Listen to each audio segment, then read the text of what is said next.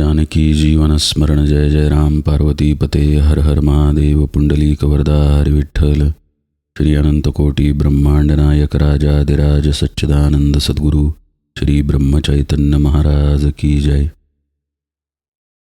श्री महाराजांच्या सेवेमध्ये दासबोधाची उजळणी पाहत असताना आपण 7वा दशक काल सुरू केला. 14 ब्रह्मांचा असा हा दशक. त्यातील पहिला समास आहे मंगलाचरण. समर्थांनी मंगलाचरण पुन्हा एकदा केलं. समर्थ नमन करतायत, स्मरण करतायत गणपतीचं, आत्मस्वरूपाचं. हा विषय आपण काल पाहिला. पण याला जे नमन केलेलं आहे, हे नमन केव्हा शक्य होईल? आपण थोडा विचार करूया. ज्ञानेश्वरीची सुरुवात पहा. ओम नमोजी आद्या. हे जे ओम माऊली सांगतात, हा आत्मस्वरूपाचाच आविष्कार आहे. या ओंकाराला, आत्मस्वरूपाला माऊलींनी नमन केलेलं आहे. आणि या आत्मस्वरूपापासून सगळ्याची सुरुवात आहे, हेही माऊलींनी सांगितलेलं आहे. आता आत्मस्वरूपाला नमन करता येईल का, हा मुख्य प्रश्न आहे. आत्मा ही काही वस्तू नाही, म्हणजे ती आपल्या डोळ्याला दिसेल किंवा त्वचेला अनुभवाला येईल किंवा तिच्याबद्दल काही बोलता येईल. अनुर्वाच्य निरूपण आपण अगदी विस्तृतपणे पाहिलंच आहे. मग असं जे अनुर्वाच्य आहे, त्याला नमन कसं करता येईल? तरीही माऊली नमन करतात. याचा अर्थ आपल्याला नमन करण्यासाठी वृत्तीवरती यावं लागतं. वृत्तीवरती येऊन आपल्याला परमार्थ समजून घ्यावा लागतो. आत्म्याविषयी आणि साधनेविषयी समजून घ्यावं लागतं. आणि त्या भूमिकेवरून त्याच आत्मस्वरूपाला नमनही करावं लागतं. तसंच समर्थांनीही आत्म्याला नमन करून आता ते शारदेकडे वळलेले आहेत. हा स्वाभाविक क्रम आहे. आत्म्याच्या ठिकाणी न थांबता आता तिथून झालेलं प्रगटीकरण म्हणजे शारदा. एकोहम बहुश्याम हे जे म्हटलं जातं, हा जो संकल्प आहे, इथे शारदेचं अस्तित्व आहे. मूळ जे आत्मतत्व आहे ते एकच आहे, तिथे द्वैत नाही. पण तिथे आपण अनेक व्हावं ही प्रेरणा उत्पन्न झाली आणि ती प्रेरणा जिथे आहे तिथे शारदेचं अस्तित्व आहे. समर्थ म्हणतात पहा, तयापासून प्रमदा इच्छा कुमारी शारदा, आदित्यापासून गोदा मृगजळव आहे. अगदी सोप्या भाषेत समर्थांनी सांगितलेलं आहे, पण अत्यंत गहन गोष्ट समर्थ सांगतात. तापलेल्या जमिनीवरती मृगजळाचा आभास दिसतो. सूर्य आहे म्हणून हा आभास दिसतो. जिथे सूर्य नाही तिथे मृगजळही नाही. शारदा ही मृगजळाप्रमाणे आहे. ती खोटी आहे असं समर्थ सांगत नाही आहेत बरं का. शारदा कशा प्रकारे प्रगट होते हे समजावं म्हणून त्यांनी मृगजळाचं उदाहरण दिलेलं आहे.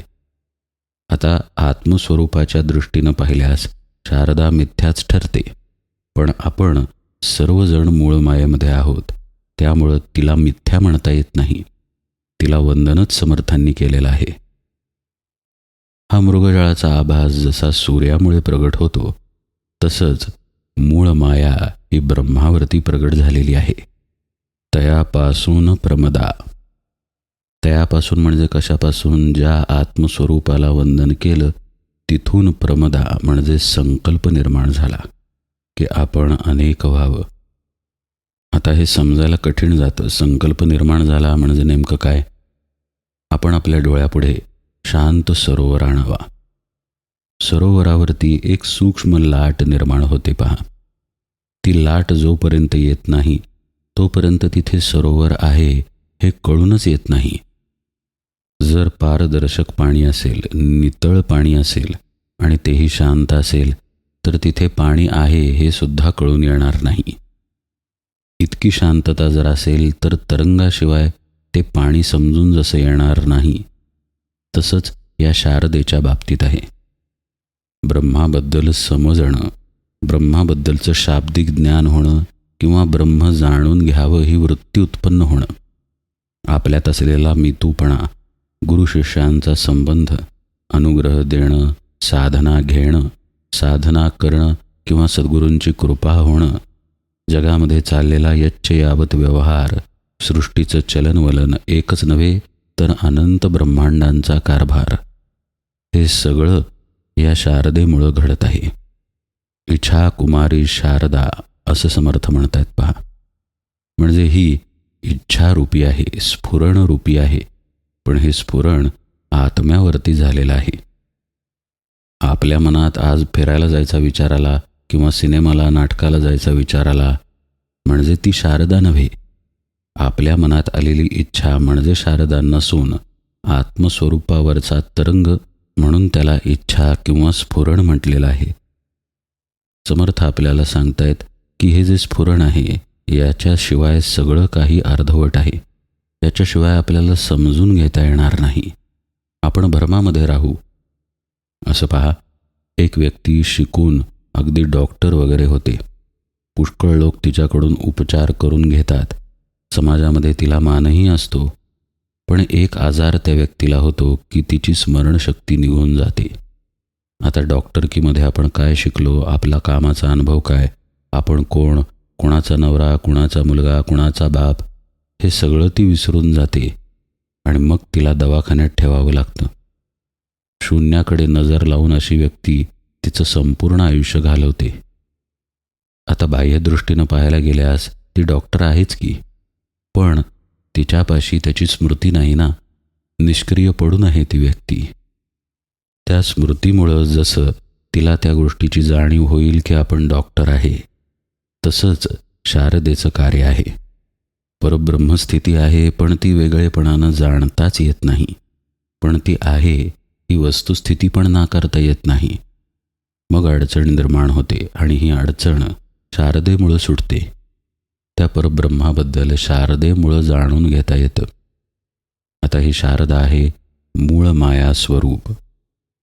समर्थ पुढे काय म्हणतात पहा. जे मिथ्या म्हणताच गोवी, माईकपणे लाघवी, वक्तयास वेढा लावी वेगळेपणे. जे द्वैताची जननी की ते अद्वैताची खाणी, मूळ माया गवसणी अनंत ब्रह्मांडांची. जिथपर्यंत पोहोचण्याचा शास्त्रज्ञ प्रयत्न करत आहेत तिथपर्यंत जाऊन अनुभूतीतून सांगितलेल्या या ओव्या आहेत. केवळ शाब्दिकपणा इथे नाही. मगाशी बोलता बोलता जो विषय झाला की शारदेला मिथ्या म्हणता येत नाही, तेच इथं समर्थ म्हणतायत की तिला जर खोटं म्हणायला गेलं तर ती लाघवी आहे. म्हणजे शारदेला किंवा मूळ मायेला आपण खोटं कुठून म्हणणार? आपल्या बुद्धीतून, मनातून किंवा शब्दांचा वापर करून. पण तिथे आपण शारदेलाच नाही का वापरलं? म्हणजेच खोटी जरी ती तत्वरूपानं असली तरी तिला तसं खोटं ठरवता येत नाही, कारण तिचा विस्तार लाघवी आहे. म्हणजे मायेला खोटं ठरवायला गेलं तर मायेतच साधक गुंतून राहतो. ही फार महत्त्वाची आणि सूक्ष्म गोष्ट समर्थांनी सांगितली. आपला मीपणा जाण्यासाठी मीपणाचा विचार करून किंवा मीला घालवण्याचा विचार करून चालणार नाही. ज्ञानप्राप्ती हा एकमेव पर्याय आहे मीपणा जाण्यासाठी. माझा अहंकार गेला किंवा माझ्याजवळ अहंकार नाही, हे वाक्यही जसं अहंकारातच येईल तसं या मायेच्या मिथ्यत्वाबद्दल आहे. मायेचं मिथ्यत्व केवळ आत्म्यापाशी आहे, अन्य कुठेही नाही. माया मला कळली म्हणणं किंवा माया खोटी आहे असं म्हणणं, या दोन्ही गोष्टी मायेमध्येच येतात. एवढं सांगून समर्थ थांबत नाहीत. पुढे ते म्हणतात की ती द्वैताची जननी आहे आणि अद्वैताची खाणी पण आहे. काय गंमत आहे पहा. द्वैतही तिच्यापाशी आहे आणि अद्वैतही तिच्यापाशी आहे असं समर्थ म्हणतात. म्हणजे नेमकं काय? अद्वैताची खाण असणं म्हणजेच आत्मस्वरूपाची अनुभूती आहे. आत्मस्वरूपाची अनुभूती मायेमध्येच येते आणि जेव्हा आपण त्या अनुभूतीत नाही तेव्हा अर्थातच आपण द्वैतामध्ये आहे. तेव्हा द्वैतही मायेतच आलेला आहे. द्वैत मायेमध्ये आहे हे आपल्याला सहज समजू शकतं, पण अद्वैतही मायेत आहे हा महत्त्वाचा सिद्धांत समर्थांनी सांगितला. यालाच अविद्यामाया आणि विद्यामाया असंही म्हटलं जातं. जिथे इंद्रियातून येणारं ज्ञान नाही, इंद्रिये शांत झालेली आहेत आणि आत्मस्वरूपाचं ज्ञान झालेलं आहे, तिथे विद्यामाया आहे. आणि अविद्यामाया म्हणजे द्वैत याबद्दल विशेष सांगण्याची गरजही नाही. इंद्रियातून येणारा सर्व अनुभव हा अविद्या मायेचाच आहे. जी मूळ परब्रह्मस्थिती आहे ती वेगळेपणानं जाणता येतच नाही. पण जसं आपण एखाद्या शहराच्या जवळ गेलो की त्या शहराच्या खुणा दिसायला लागतात, तसं परब्रह्मस्थितीच्या म्हणजे आत्मस्थितीच्या जवळ गेल्यानंतर आत्मस्थिती कळली असा एक भाव येतो. म्हणजे आपण आत्मा याचं ज्ञान होतं आणि हे ज्ञान विद्यामायेमध्ये येतं. मूळ मायाच ती, पण विद्या स्वरूपाची. ही मूळ माया जेव्हा अज्ञानात असते तेव्हा तिला अविद्यामाया म्हटलं जातं. म्हणजे वेगळेपणानं होणारं ज्ञान. देहबुद्धी अविद्यामायेमध्ये येते. मी तू पण, अभिमान, अहंकार, संसार, प्रपंच, व्यवहार हे सगळं अविद्यामायेमध्ये येतं. द्वैत मुख्यतः अविद्यामायेमध्ये येतं. त्यामुळं समर्थ म्हणतात, शारदा जी आहे, मूळ माया जी आहे ती तर द्वैताची जननी आहेच, पण अद्वैताची सुद्धा खाण आहे. आत्मज्ञान सर्वत्र दाटून आहे पहा. जसं आपण नाही असं कोणालाच वाटत नाही. आपण आहोत असंच आपल्याला वाटतं. म्हणजे आपल्या अस्तित्वाची जाणीव केवळ असणेपणानं आपल्यापाशी आहे आणि अशीच जाणीव अनंत ब्रह्मांडामध्ये व्यापून आहे. आता छोट्या छोट्या गोष्टींचं उदाहरण द्यायला नको. आपल्यासमोरचं टेबल, खुर्ची किंवा प्राणी. समर्थ म्हणतायत विद्या माया अनंत ब्रह्मांडांना व्यापून आहे. मूळ माया गवसणी अनंत ब्रह्मांडांची, की ते अवदंबरी वल्ली अनंत ब्रह्मांडी लगडली, मूळ पुरुषाची माऊली दुहिता रूपे. ज्याला आपण देव म्हणतो त्या देवाची ही जननी आहे. इतका खोल उपदेश समर्थांनी केलेला आहे. द्राक्षाचे जसे घड लागावेत तसे ब्रह्मांडांचे घड या मूळ मायेला लागलेले असतात असं वर्णन समर्थांनी केलेलं आहे. ही समर्थांची शब्द श्रीमंती आहे. पण त्यात समर्थांना नेमकेपणानं हेच सांगायचं आहे की आपला देव अशी जेव्हा संकल्पना येते तेव्हा तो मूळ पुरुष असतो. पण परमात्मा या मूळ पुरुषाहून वेगळा राहतोच की. आपलं आपलेपण या जन्मापुरतं आपल्याला अनुभवाला येतं. आपण मागच्या जन्मी कोण होतो किंवा पुढचा जन्म कोणता असणार आहे याची आपल्याला काहीही भ्रांत नाही. पण आत्मस्वरूप सर्व काळी आहे तसंच दाटून आहे. ते आत्मस्वरूप मूळ परमात्मा आहे आणि मूळ मायेमधून मूळ पुरुषाचा जन्म झालेला आहे. मूळ माया जी तरंग रूपानं उद्भवाला येते त्या तरंग रूपामध्येच सर्व सृष्टी असल्यामुळे मूळ पुरुष त्या तरंगापासून वेगळा राहू शकत नाही. म्हणून ती मूळ पुरुषाची आई आहे. परब्रह्मापासून मूळ माया आणि मूळ मायेपासून मूळ पुरुष असा क्रमच समर्थांनी सांगितला. समर्थ हे सगळं सांगून याला नमन करतायत हा भाग आपण कधीही विसरता कामा नये. म्हणजे समर्थांनी हे भान राखायला सांगितलेलं आहे की आपण आत्मस्वरूपानं स्थिर आहोत याची जाणीव आपण सोडता कामा नये. वंदू ऐसी वेदमाता आदिपुरुषाची जे सत्ता, आता आठवीन समर्था सद्गुरूसी. आता सद्गुरूंपाशी समर्थ आले. सद्गुरूंचं स्तवन समर्थांनी अनेक ठिकाणी केलेलं आहे. तसंच ते इथेही करतात. कारण त्यांच्याशिवाय परमार्थामध्ये कोणताही पर्याय नाही. आपल्याजवळ असलेले विचार, आपण गोळा केलेली माहिती, त्या माहितीतून उद्भवणारे तर्क, आपल्याजवळ असलेल्या विचारांची आणि तर्कांची सांगड घालणारी आपली बुद्धी, याला सीमा असते. आपल्या समोर ज्या गोष्टी येतात त्याच गोष्टींमधून आपली बुद्धी बनत जाते. पण त्या सर्व गोष्टींचा आधार आत्मा आहे. त्या आत्म्याशी तदाकार झालेले सद्गुरू असतात.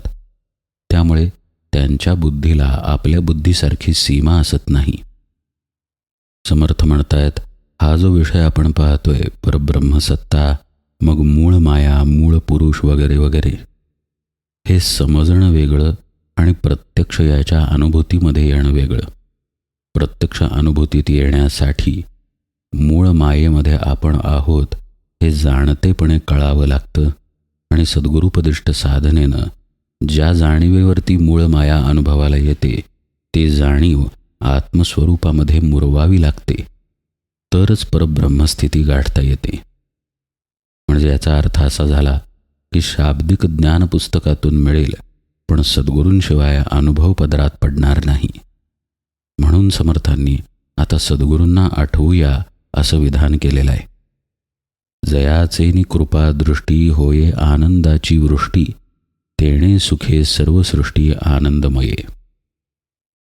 अभ्यास करून हे आपल्याला कळेल की समोरची वस्तू बनलेली कशी आहे, पण त्या वस्तूमध्ये भगवंत आहे ही गोष्ट अभ्यासानं कळत नाही, भगवंतच झाल्यामुळं कळते. आपण हा विषय थोडा सखोलतेनं पाहूया, कारण समर्थांना या ओवीमध्ये जे सांगायचं आहे ते केवळ सद्गुरू स्मरण सांगायचं नसून सद्गुरू काय घडवतात हेही सांगायचं आहे. आपण आपलं जीवन जे जगतो ते भगवंताच्या आधारानं जगतो हे आत्तापर्यंत निरूपणात आपण अनेक वेळा ऐकलं. हा भगवंत जर नसेल, हे चैतन्य जर आत खेळत नसेल, तर कोणतीच अनुभूती आपण घेऊ शकणार नाही. पण हाच भगवंत चराचरात व्यापून असल्यामुळं त्या चराचरालाही आनंदमय अस्तित्व आहे, इकडे आपलं लक्ष जात नाही. आपल्या असण्यामध्ये सुद्धा एक आनंद आहे पहा. या आनंदाने आपल्या अस्तित्वाला वेढून टाकलेला आहे. या आनंदापासून आपण बाजूला नाही. अहो, साधा डास जरी आपल्याला चावला आणि त्या ठिकाणी आपण खाजवलं तरी आपल्याला सुख होतं. म्हणजे एकूण आपल्या अस्तित्वामध्ये आनंद भरून राहिलेला आहे, पण आपण तो देहाच्या अंगानं भोगत असतो. सद्गुरू आपल्या वृत्ती अंतर्मुख करतात आणि आनंदाच्या उगमापाशी आपल्याला नेतात. आणि हा जो उगम आहे तो आत्म्याचा असल्यामुळं आत्मा सर्वत्र असल्याने हा उगम सगळीकडेच असतो. म्हणजे जो आनंद आपल्यात आहे तोच समोरच्या मुंगीमध्ये असतो, तोच झाडामध्ये असतो. इतकंच काय, निर्जीव वाटणाऱ्या दगडामध्येही तो आनंद असतो. पण ही व्यापकता सद्गुरूंशिवाय येऊ शकत नाही. असं आपण व्यापक होणं ही खरं म्हणजे सद्गुरूंची कृपादृष्टी आहे. समर्थ म्हणतात, त्यांच्या कृपादृष्टीनं आनंदाची वृष्टी होते, म्हणजे आपणच आनंदमय होऊन जातो. सच्चित आनंद स्वरूप असलेले आपण कोणत्याही उपाधीशिवाय कसे आहोत हे सद्गुरू कृपेमुळं कळतं. उपाधीशिवाय बरं का, सच्चिदानंदाला लागलेली उपाधी म्हणजेच देहबुद्धी आहे. देहबुद्धीशिवाय आपण आहोत हे सद्गुरूपदिष्ट साधनेनं कळून येतं आणि त्याच्यामुळं खरं समाधान, खरा आनंद साधकाच्या पदरात पडतो.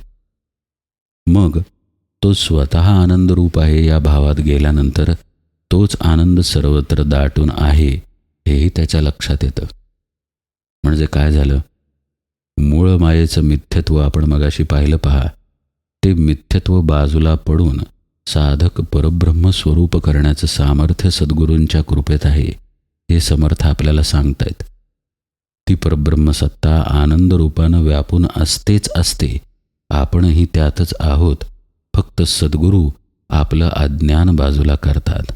त्या आनंदाशी आपण समरसून जातो आणि आपणच आनंदानं सर्वत्र नटलेले आहोत हे साधकाच्या प्रत्यक्ष प्रचितीला येतं. समर्थ म्हणतात, हे ज्या सद्गुरूंमुळं होतं त्याला आपण आठवूया की तो आनंदाचा जनक, सायोज्य मुक्तीचा नायक, कैवल्य पददायक, अनाथ बंधू. किती सुंदर शब्द समर्थ वापरतात पहा. हेच खरे आपले आधार आहेत. आपल्याला आपल्या देहाच्या अंगानं पैसा आधार वाटतो, नातेवाईक आधार वाटतात, आपली कीर्ती आपला आधार वाटते, पण खरा आधार हे सद्गुरू असतात. तत्वदृष्ट्या पाहायला गेल्यास आपला खरा आधार आपला आत्माच आहे, आपलं स्वरूप आहे. पण जोपर्यंत स्वरूपानुभव नाही तोपर्यंत हे केवळ शाब्दिक ज्ञान राहतं.